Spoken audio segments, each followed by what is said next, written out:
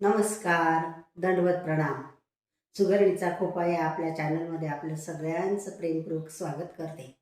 आणि आता आजची रेसिपी आहे आपली एकाच चमचा तेलामध्ये मेदूवडे, सांबर आणि मेदूवडे करणार आहे मी.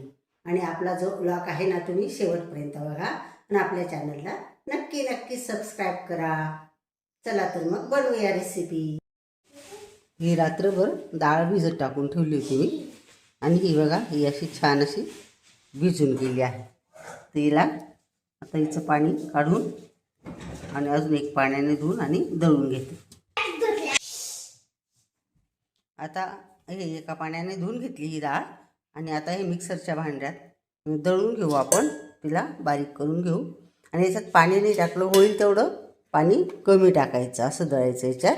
आणि पूर्णपणे 1 कप डाळ आहे. 1 कप म्हणजे 200 ग्राम डाळ आहे.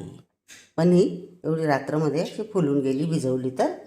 आणि याच्यात कमीत कमीत होईल तेवढं कमी पाणी टाकून दळून घ्यायचं.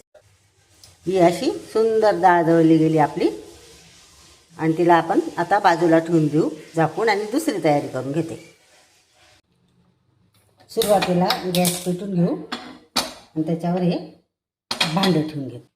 जेवढं लागलं तेवढं तेल टाकून घेते मी. आता ही फोडणीसाठी मोहरी टाकून घेते आणि हा हिंग टाकून घेते. मोहरी चांगलीच तडतडते.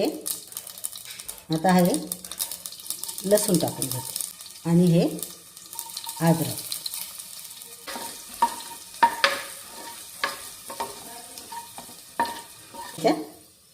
हिरवी मिरची टाकून घेते. या 2 हिरव्या मिरच्या होत्या त्या बारीक कट करून घेतल्या मी. आता सगळ्यात आधी 2 बटाटे आहेत आणि ते असे बारीक कापून घेतले आहेत. बारीकच कापून घ्यायचे बटाटे. 2 किलो आणि बारीक तुकडे करून घेतले आहेत आणि ते याच्यामध्ये टाकतो. बटाटे का टाकले सगळ्यात पहिले, ते कच्चे होते ना, आपल्याला ते फ्राय करून घ्यायचे आहेत आणि मग ते लवकर शिजतील म्हणून. आणि हे बटाटे आता बऱ्यापैकी फ्राय झाले आहेत आणि थोडे शिजले पण आहेत. आता कांदे टाकून घेते.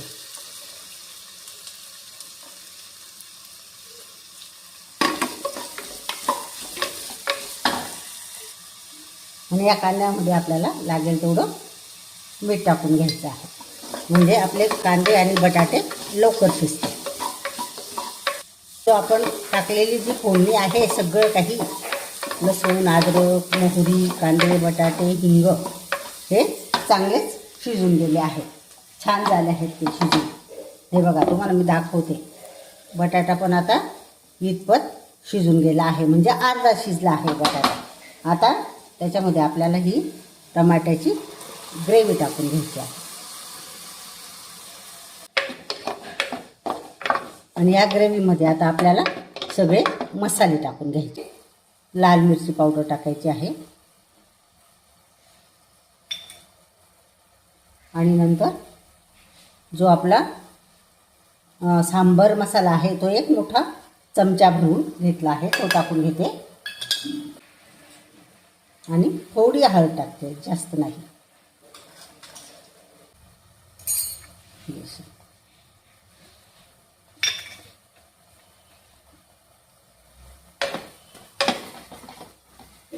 आणि मसाले जरा फिरवून घ्यायचे आहेत, शिजून घ्या.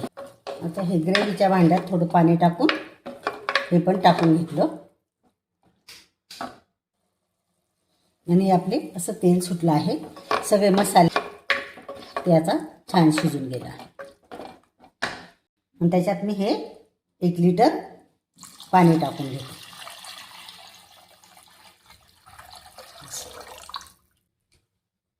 आणि आज मी गार पाणी वापरलं, गरम पाणी नाही वापरून. त्याच्यात मी जेव्हा मीठ टाकलं होतं ना, तेव्हा जरा कमी टाकलं होतं. आता अजून राहिलेलं टाकून घेते आणि याला उकळू देते. आहे ना, उडदाच्या डाळीचं पीठ मिक्सरमध्ये काढून घेतलेलं आपण सकाळी काढून ठेवलं होतं मी. आणि आता मी त्याला पोळे चिकन असं, आणि अजिबातच मी पातळ नाही केलेलं, असं आहे. पातळ नाही करावं लागत ह्या पिठाला. आणि आता मी त्याला चांगलं फेटून टाकावं. जास्त छान होतो. आणि 4-5 मिनटासाठी याला मी आपल्या जे भाजी टाकली आहे आपण, जे सांबार टाकला आहे उकळण्यासाठी, त्याच्यासाठी हे 5 मिनटं त्याला पण वेळ लागेल उकळायला आणि हे पण 5 मिनटात होईल. आता याच्यात मी थोडं लागेल तेवढं चवीपुरतं मीठ टाकू. एवढं 1 चमचा लागेल तेवढंच मीठ टाकून घेतलं आणि याला मी हातानेच फेटणार आहे. हाताने छान फेटलं जातं. मी याला असं हाताने चांगलं फेटून घेणार आहे. हे चांगलं 4-5 मिनटासाठी फेटायचं आहे. याच्यात थोडंसं तेल टाकून घेते. 1 पळी तेल टाकून घेतलं म्हणजे आपल्याला फेटायला पण जीवावर येणार नाही आणि पीठही चिकन होईल. बघा असं फेटायचं आहे त्याला. हे बघा हलकं जायला लागलं. तेल टाकल्यावर लगेच टाकून घ्यायचं आहे. आता मी हे पीठ 4-5 मिनटासाठी फेटून घेतलं. हे चांगलंच एका डायरेक्शनमध्ये फेटलं हे असं. आणि आता मी हे इथे पाण्यात टाकून बघते. बघा ते आलं बघा कसं अगदी फुग्यासारखं तरंगत आहे. ते एवढं हलकं झालं ते फेटून आणि एवढंच हलकं होतं ते फेटून.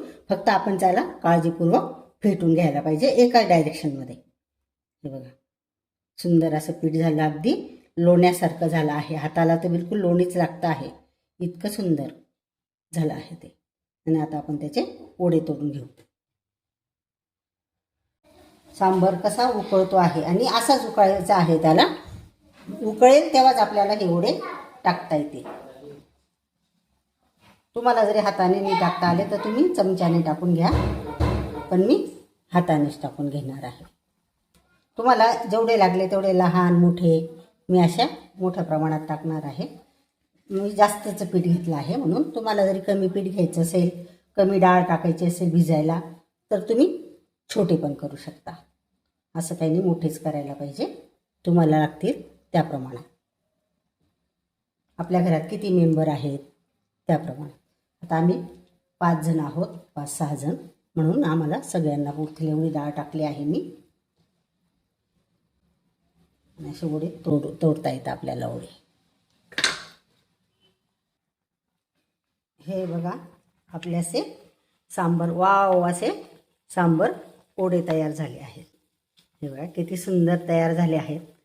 आणि याच्यामध्ये हा जो साहार केला आहे ना आपण, जे आपण सांबार केला आहे ना, हा पूर्णपणे या वड्यांमध्ये जाणार आहे. आणि शिजल्यावर तर तुम्हाला मी दाखवते. आणि हे आहे ना, हे बघा हे असे छान छान जे वडे झाले आहेत ना, कसे टम्म फुगले आहेत. बघितले का तुम्ही? खूप सुंदर सुगंध पसरला आहे घरामध्ये.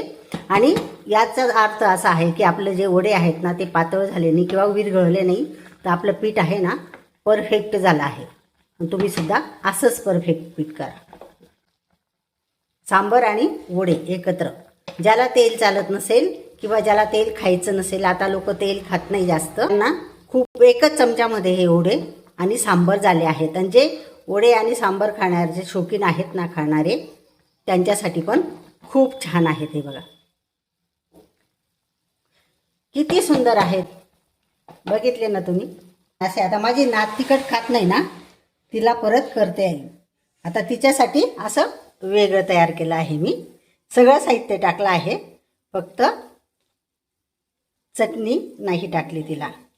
मग आता लहान मुलं खात नाही, मग त्यांना टाकून कसं खायचं, म्हणून तिला पण केलं आहे. बघा तिच्यासाठी स्पेशल केलं आहे.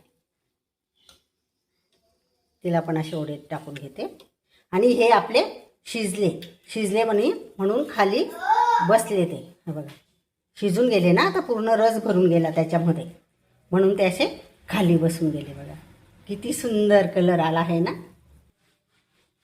मी आता हे काढून, हे बघा मी तुम्हाला तोडून दाखवते एक वडा. हे बघा असा छान असा झाला आहे. आणि खा मग तुम्ही पण करून. आम्ही पण खातो, तुम्ही पण खा.